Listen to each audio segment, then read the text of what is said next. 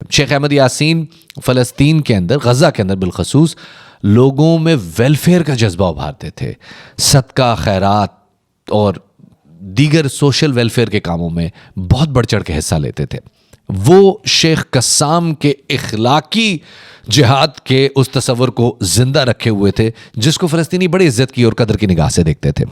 1973 में शेख यासीन मजमुअल इस्लामिया के नाम से एक जमात बना चुके थे। मजमुअल इस्लामिया को सन 78 में इसराइल ने 1978 में इसराइल ने बतौर non profit non government organisation of social welfare organisation support कर लिया था। इसका ये मतलब भी है कि इसराइल किसी ना किसी तरह देख रहा था कि शेख यासीन इस संबंध जिस पे अगर हम इन्वेस्ट करेंगे तो ये पीएलओ के खिलाफ खड़ा हो जाएगा और इस तरह पीएलओ को हम बैलेंस करेंगे। और पीएलओ दूसरी जानिब छापामार हमले कर रही थी और एक आर्म्ड रेजिस्टेंस कर रही थी और साथ ही सियासी रेजिस्टेंस भी कर रही थी और बड़े ज़बरदस्त तरीके से उसने इसराइल को इंगेज किया हुआ था फ़लस्तीनियों के हकूक़ के लिए। 1978 में इसराइलियों और फ़लस्तीनियों के दरमियान एक आर्जी मुआहिदा हो गया अमन का और सब गुडी गुडी हो गए।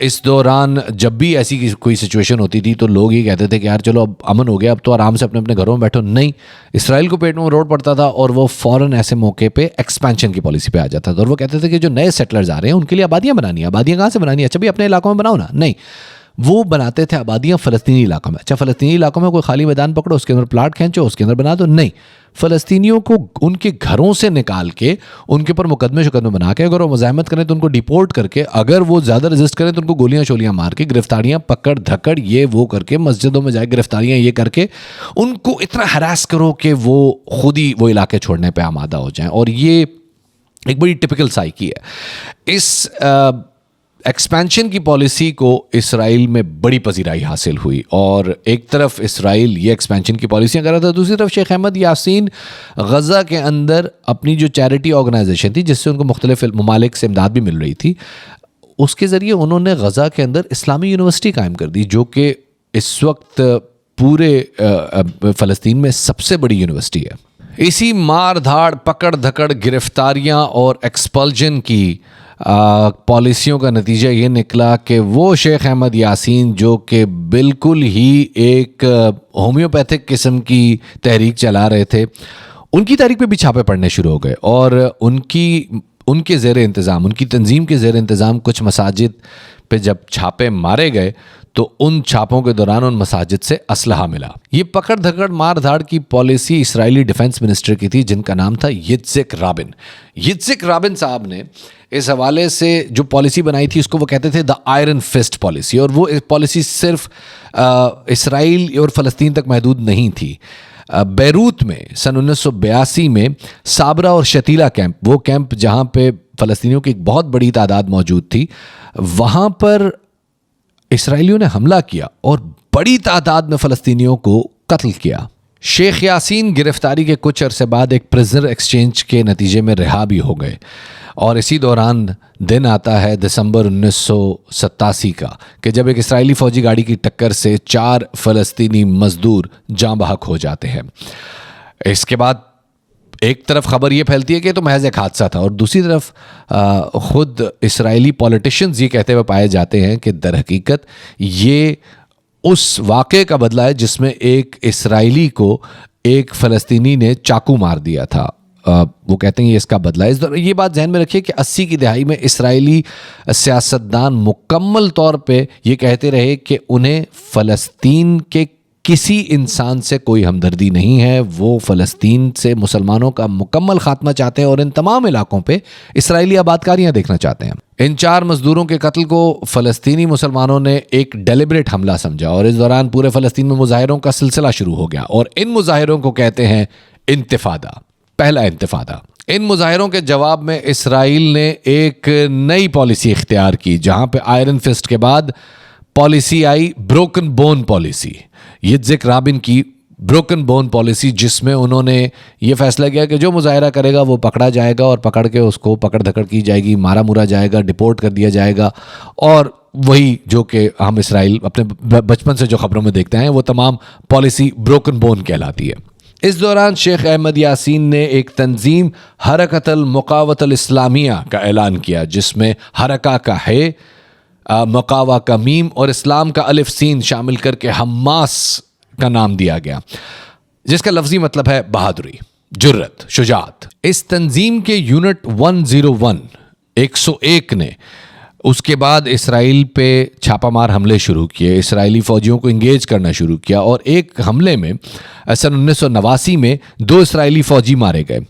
सन 1990 में शेख अहमद यासीन की तंजीमों मज्द और मुजाहिदून को मिक्स करके एक ब्रिगेड बना दी गई, जिसका नाम रखा गया इज़्ज़ुद्दीन अल क़स्साम ब्रिगेड। इस ब्रिगेड की क़यादत दी गई एक 25 साला नौजवान को, जिसका नाम था याहिया अय्याश। याहिया अय्याश बम बनाने का माहिर था और बिरज़ीद यूनिवर्सिटी का फारिग तहसील इंजीनियर था, और इसी बुनियाद पे उनको मुहंदिस, अरबी में जो ट्रांसलेशन है इंजीनियर का, अल मुहंदिस के कोड नेम से जाना जाने लगा। 1993 में पहला खुदकुश बम धमाका हुआ, जिसमें एक फ़लस्तीनी कार सवार ने एक इसराइली बस, यानी बेसिकली वो एक फ़ौजी बस थी लेकिन उसके बराबर में एक पैसेंजर बस भी मौजूद थी जिसमें सिविलियन सवार थे, उन दोनों बसों के बीच में ले जाके खड़ी की और उस बस को एक्सप्लोड कर दिया। बस में एक्सप्लोजन कुछ ज़्यादा ताकतवर नहीं था, लेकिन इस दौरान ये खबर फैल गई कि अब हमास एक ऐसा फ्रंट खोल बैठी है जिसमें सिर्फ और सिर्फ कत्ल गारतगरी है। इसी दौरान इसराइल में इलेक्शंस हुए। इलेक्शंस के बाद इसराइल में सन 92 के इलेक्शंस के बाद एक नई फ़ज़ा बनी, जिसमें ये कहा जाने लगा कि अब कुछ ऐसा मसले का हल निकलेगा कि जिसके ज़रिए दोनों ममालिक में वापस दोस्ती हो जाएगी, दोनों ममालिक एक दूसरे को तस्लीम कर लेंगे। और बिल्कुल ऐसा ही हुआ। नॉर्वे की हुकूमत की सालसी में इसराइल और यासिर अराफात के बीच एक मुआहिदा तय पाया, जिसको ओस्लो अकॉर्ड कहते हैं। ओस्लो अकॉर्ड्स बुनियादी तौर पे फ़लस्तीन की आज़ाद हैसियत को तस्लीम करते हैं और फ़लस्तीन का सारा इंतज़ाम पैलेस्टीनियन अथॉरिटी के ज़ेर बंदोबस्त करते हैं। इसके बदले में फ़लस्तीन इसराइल को न सिर्फ ये कि तस्लीम करता है, बल्कि मुसल्लह जद्दोजहद से पीछे हटने का भी ऐलान करता है। इस मुआहिदे पर इसराइली वज़ीर आज़म यित्ज़हाक राबिन और फ़लस्तीन की जानिब से यासिर अराफात ने दस्तखत किए और दोनों ने एक दूसरे को मुबारकबाद दी। लेकिन इसराइल में कुछ लोगों को ये पसंद नहीं आया, और इसकी सबसे बड़ी मिसाल मिलती है हेब्रोन शहर में इब्राहिमी मस्जिद में होने वाले कत्लेआम में, जिसमें न्यूयॉर्क से आने वाला एक इजरायली सेटलर, बुनियादी तौर पे अमेरिकन, वो मस्जिद में घुसता है और फायरिंग करके 29 लोगों को शहीद कर देता है। हेब्रोन मैसेकर की खुद यित्ज़हाक राबिन ने और इसराइली अखबारात ने मजम्मत की।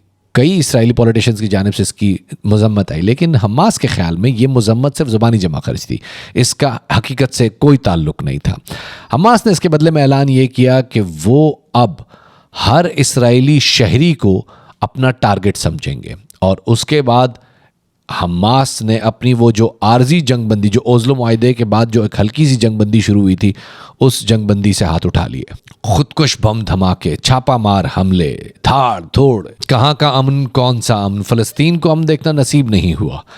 इस ऐलान के बाद एक बार फिर इसराइली फ़ौजियों ने फ़लस्तीनियों के ऊपर ज़मीन तंग कर दी और हमास ने इसराइली फ़ौजियों के लिए ज़िंदगी मुश्किल बना दी। कई मकामात पे, बस स्टेशंस पे, राह चलते, बाज़ारों में, हर जगह पे बम धमाके शुरू हुए, और इन बम धमाकों के नतीजे में बहुत सारे इसराइली सिविलियंस या तो ज़ख्मी हुए या मारे गए। इसराइल ने इस हवाले से जवाब देते हुए 1996 में, जनवरी 1996 में याहिया अय्याश को कत्ल कर दिया। याहिया अय्याश 29 साल के थे जब उनका कत्ल किया गया, जिसके बाद इसराइल सिर्फ फ़लस्तीन तक महदूद नहीं रहा, बल्कि फ़लस्तीन से बाहर भी, मिसाल के तौर पर जॉर्डन में खालिद मिशेल पे हमला किया गया। 2 मोसाद के एजेंट कैनेडियन पासपोर्ट पे जॉर्डन दाखिल होते हैं और खालिद मिशेल पे एक गैस हमला करते हैं, जिसमें खालिद मिशेल जो है वो जहर के ज़ेर असर बेहोश हो जाता है। जॉर्डन की हुकूमत अलबत्ता उन दोनों मोसाद एजेंट्स को पकड़ लेती है और उन्हें डिपोर्ट करने का फैसला करती है, उनके ऊपर ट्रायल करने का फैसला करती है। इस दौरान बीच में कुछ अंडरहैंड कुछ डिस्कशन होती है, और डिस्कशन में ये तय होता है कि यार बस हम इस बंदे को, खालिद मिशेल को ठीक कर देते हैं, वी नो ये कौन से तरीके से ठीक होगा, आप बस ये बंदे हमारे वापस कर दें। Jordan agrees to it. Camp David मुज़ाकरात की नाकामी के बाद एरियल शैरोन ये फैसला करते हैं कि उन्हें जाके फ़लस्तीन में यरूशलेम के अंदर टेंपल माउंट का दौरा करना है। टेंपल माउंट के दौरे को बड़ी सख्त तरीके से देखा जाता है और यासिर अराफात कहता है भाईजान हेलो, ये टेंपल माउंट का आप दौरा करेंगे तो लोग ये समझेंगे कि आप थर्ड टेंपल का संग बुनियाद रखने जा रहे हैं। ऐसा मत करें, ये कोई ठीक बात नहीं। महमूद अब्बास भी ये कहते हैं कि भाईजान ऐसा मत करें, ये कोई ठीक हरकत नहीं है, लेकिन वो सुनते नहीं हैं। उनका दौरा होता है, उनके दौरे के अगले दिन 29 सितंबर को जुमे के दिन इसराइल में, यरूशलेम में और फ़लस्तीनी इलाकों में फसादात शुरू हो जाते हैं। लोग मुजाहरे करते हैं। इन्हीं मुजाहरों में उन 4 फ़लस्तीनी जवानों की शहादत के बाद ऐलान हो गया सेकंड इंतिफादा का। 29 सितंबर को ये मुजाहरे शुरू हुए। 30 सितंबर को एक ऐसा मंजर आया जिसने पूरी दुनिया में हर इंसान का दिल दहला दिया, और वो था एक 12 साला बच्चे मोहम्मद अल दर्राह का अपने बाप की गोद में इसराइली फ़ौजों की गोलियों का निशाना बनना। दूसरा इंतिफादा खुदकुश धमाकों, जंगों और मुसल्लह लड़ाइयों से भरपूर है। इसको एक एपिसोड में या चंद मिनट में निपटाया नहीं जा सकता। क्या जनीन की जंग का जिक्र किया जाए, बैतलहम की जंग का जिक्र किया जाए, उन सैकड़ों बम धमाकों का जिक्र किया जाए, क्या किस किस चीज़ का आदमी जिक्र करे। दूसरा इंतिफादा बहुत ही खूंरेज था और दोनों तरफ इस हवाले से पूरी तैयारी थी। हमास इस हवाले से मुसल्लह जद्दोजहद कर रही थी, इसराइल इस हवाले से आयरन फिस्ट की पॉलिसी, और एरियल शेरॉन के जिसके हवाले से खुद ये कहा जा चुका था कि वो साबरा और शतीला कैंप जो लबनान के में जो हमले हुए थे, लबनानी कैंपों में, बेरूत के महाजर कैंपों में जो हमले हुए थे, उसमें डायरेक्टली इन्वॉल्व है। ख़ुद इसराइल के अंदर इन्वेस्टिगेशन के दौरान ये पता चला था कि एरियल शेरॉन इस वाक़े में मुलव्विस है और उसने गैर जिम्मेदारी दिखाई है। बजाय इसके कि उस रिपोर्ट को मंजर आम पे लाया जाता और एरियल शेरॉन को सज़ा दी जाती, उल्टा इंतिफादा में फ़लस्तीनियों का कत्लेआम करके एरियल शेरॉन को पॉपुलर सपोर्ट मिलनी शुरू हो गई। दूसरे इंतिफादा के अंदर बहुत सारे वाक़यात हुए, लेकिन 2004 दूसरे इंतिफादा में बहुत ही ज़्यादा अहमियत का हामिल है, क्योंकि इस एक साल में 3 फ़लस्तीनी लीडर फ़लस्तीनियों के हाथ से चले गए। मार्च 2004 में शेख अहमद यासीन फजर की नमाज के लिए जा रहे थे कि एक इसराइली अपाची हेलीकॉप्टर ने उन्हें निशाना बनाया। उससे पहले F-16 से एक हमला हो चुका था उन पर, जिसमें वो बच गए थे। फजर की नमाज पे जाते हुए जब इस शेख यासीन को निशाना बनाया गया तो वो अपने 2 बॉडीगार्ड समेत शहीद हो गए। इसके बाद आया जनाब नंबर अब्दुल अजीज़ अल रंतीसी का। अब्दुल अजीज़ रंतीसी को भी अप्रैल में शहीद कर दिया गया। जिसके बाद नंबर आया यासिर अराफात का, जो कि नवंबर में एक मिस्टीरियस बीमारी के हाथों वफ़ात पा गए। यासिर अराफात की वफ़ात पे पूरी दुनिया के अंदर ये सेंटिमेंट था कि इस बंदे को स्लो पॉइजन किया गया है, लेकिन इस हवाले से कभी कोई रिपोर्ट मंजर आम पे आई नहीं। अलबत्ता ये ज़रूर है कि 2005 में इसराइल और हमास और फ़लस्तीनियन लिबरेशन ऑर्गेनाइजेशन अल-फतह सब के सब एक बैलेंस में आ गए थे और सब इस बात पे राज़ी हो गए थे कि fine we need to end this up. Israel इस बात पे राज़ी हुआ कि ओके हम फ़लस्तीनी इलाकों से रिट्रीट करते हैं और ख़ास तौर पे गज़ा आपका हो गया, we are not interested in it. हम गज़ा से रिट्रीट करते हैं, आप लोग अपना गज़ा में कोई जो भी आप अपनी गवर्नमेंट बनाना चाहते हैं, इट्स योर इख्तियार। और वेस्ट बैंक में पैलेस्टीनियन अथॉरिटी अपने इलेक्शंस कराए और महमूद अब्बास आप चलाएं इस गवर्नमेंट को। इस वाक़े को हमास अपनी फतह के तौर पे डिक्लेयर करता है और उसके साथ ही लोग हमास और फतह का कंपैरिजन करना शुरू कर देते हैं कि अल-फतह में, जहां पे यासिर अराफात को लीडर माना जाता था, अल-फतह तंजीम के अंदर फंड्स के हवाले से बहुत गड़बड़ आती थी, करप्शन की कहानियाँ सामने आती थी। एक तरफ ये भी कहा जाता था कि यासिर अराफात ने जो फंड्स इनको दिए जाते थे मुख्तलिफ चैरिटीज़ और मुख्तलिफ इमदाद की मद में, वो उनमें से $1 बिलियन मिसिंग है। यासिर अराफात के गो के इतने असासे नहीं थे, लेकिन बहरहाल करप्शन की दास्तानें मौजूद थी। लेकिन हमास के हवाले से लोगों का इमेज बड़ा साफ था। उनको ये लगता था कि जो भी इनको चंदा दिया जाता है उसका 95% ये लोगों की इमदाद पर खर्च कर देते हैं।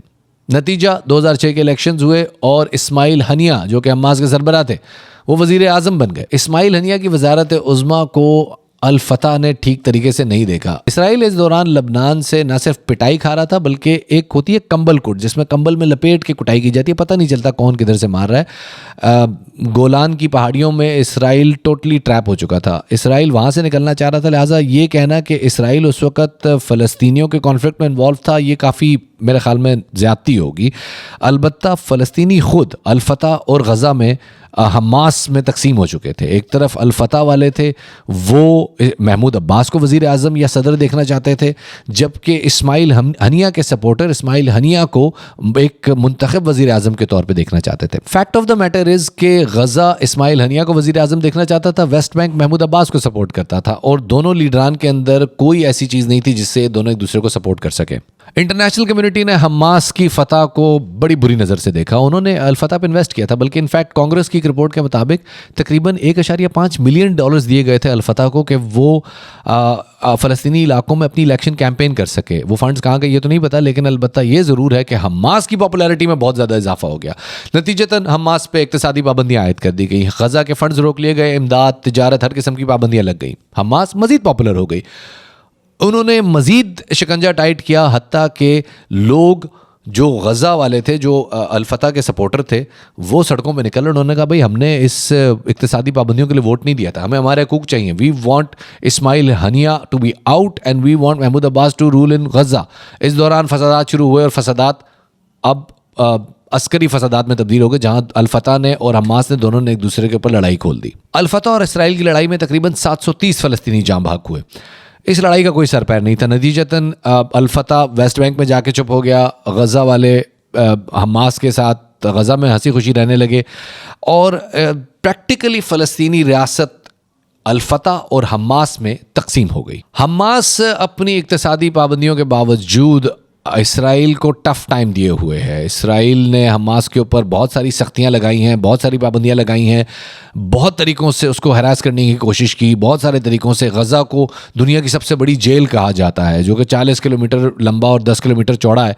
उस छोटी सी आबादी के अंदर, उस छोटे से ख़ित्ते के अंदर 25 लाख लोग रहते हैं। उस ख़ित्ते को भी आए दिन इसराइली बमबारी का सामना करना पड़ता है। लेकिन अगर ये कहा जाए कि गज़ा ने वेस्ट बैंक से बिल्कुल कतई ताल्लुक़ कर लिया, तो ऐसा नहीं है। आपने 2021 में देखा कि जब शेख जर्राह के फसादात शुरू हुए, बैतुल मुक़द्दस की यरूशलेम की वो आबादी जिसमें फ़लस्तीनियों के काफ़ी घर मौजूद थे, उनको उनके घरों से स्ट्रिप किया गया और उनके ऊपर मुकदमे बनाए गए और उनको उनके घरों से निकाल दिया गया। गज़ा में हमास ने इस हवाले से इसराइल पे रॉकेट दागने शुरू कर दिए। 2007 के बाद से गज़ा में जो भी इमदाद आती है, उस इमदाद का कुछ हिस्सा तो लोगों में जाता है, कुछ हिस्सा रॉकेट बन के इसराइल पे जाके बरसता है। इसराइल उस रॉकेट के जवाब में, वो इतना सा रॉकेट होता है, वो शुरशुरा जाता है, पटाखा बजता है, इसराइल उधर से 1000 पाउंड का बम मार देता है और उस बम के नतीजे में कुछ लोग मारे जाते हैं, बिल्डिंगें तबाह होती है। इसराइल को वहाँ पॉपुलर नैरेटिव मिलता है, फ़लस्तीनियों को हमास की मज़ीद तायद हासिल होती है और हमास को फ़लस्तीनियों की मज़ीद तायद हासिल होती है। वो कहते हैं आप बिल्कुल ठीक करें, और दोनों फैक्टर, दोनों फरीकैन एक दूसरे से इतने फासले पर आ गए जहाँ एक कंप्लीट डेडलॉक की सिचुएशन है। 2014 की जंग हो, 2016 के हमले हो, 2017 के हालात हों, 2018 के हालात हों, 2021 में शेख जर्राह के फसादात हों, हर बार हम ये देखते हैं कि गज़ा की जानिब से पत्थर आता है, इसराइल की जानिब से गोला आता है, और इसी पत्थर गोले की जंग चल रही है। अलबत्ता 7 अक्टूबर 2023 में होने वाले वाक़यात सबके लिए एक सरप्राइज़ थे। किसी ने तवक्को नहीं की थी कि हमास, जो कि 2 साल से बिल्कुल डॉर्मेंट हुई थी, किसी किस्म का कोई हमला नहीं कर रही थी, वो इतनी एक्टिव होकर सामने आएगी और इतना बड़ा हमला कर देगी। मैंने बहुत भरपूर कोशिश की है कि आपके सामने दोनों पार्टियों के हालात बिल्कुल न्यूट्रल अंदाज में सामने रखूँ और हमास की एक मुफस्सल और जामे तारीख़ आपके सामने रखूँ। किसी वाक़े का इजाफा करना चाहें तो नीचे कॉमेंट्स में आके ज़रूर इजाफा करें, और ताकि हम जब आने वाले दिनों में इन हालात के ऊपर कुछ मज़ीद वीडियोज़ बनाएं तो उन बातों को भी शामिल करें। तब तक के लिए शफात अली को द ब्रेकडाउन से इजाज़त दीजिएगा। अल्लाह हाफ़िज़ नासिर।